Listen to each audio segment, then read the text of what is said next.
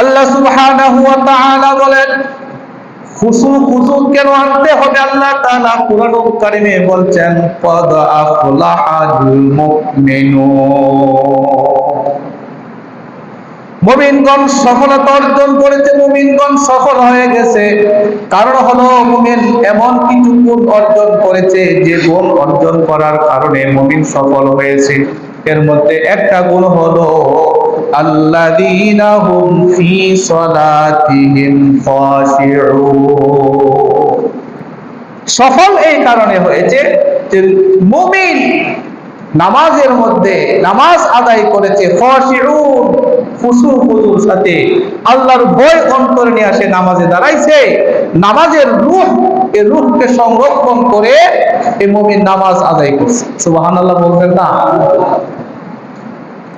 নবী করিম সাল্লাল্লাহু আলাইহি ওয়াসাল্লাম দৃষ্টান্ত দিয়ে বুঝালেন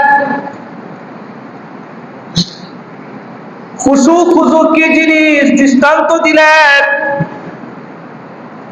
কোন ব্যক্তি যদি খুশুর সহিত নামাজ আদায় করে, এই খুশুর সহিত নামাজ পড়ার কারণে নামাজ তার জন্য আল্লাহ তাআলার কাছে সুপারিশ করে তাকে জান্নাতের মেহমান বানিয়ে দিবে।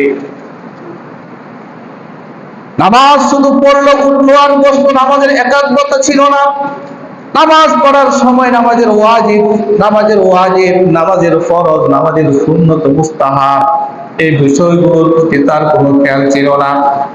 শুধুমাত্র দায়িত্ব পালন করার জন্য কিছুক্ষণ দাঁড়াইলো, কিছুক্ষণ রুকু দিল, সিজদায় গেল, আবার উঠে গেল।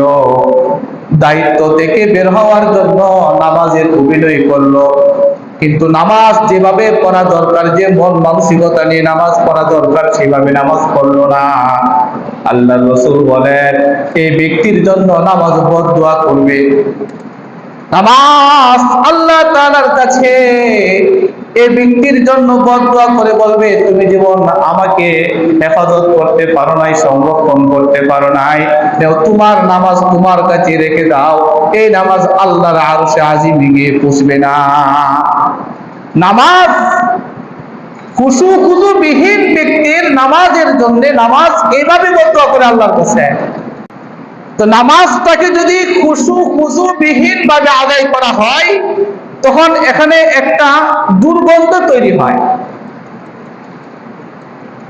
তখন এই নামাজ যখন আসমানের দিকে এর সওয়াবটা উঠতে চায়, ফেরেশতারা তখন বলে, এই তোর এই নামাজের সওয়াব আসমানে উঠবে না, তোরটা তোর পকেটেই রাখ। নাউজুবিল্লাহ বলেন না?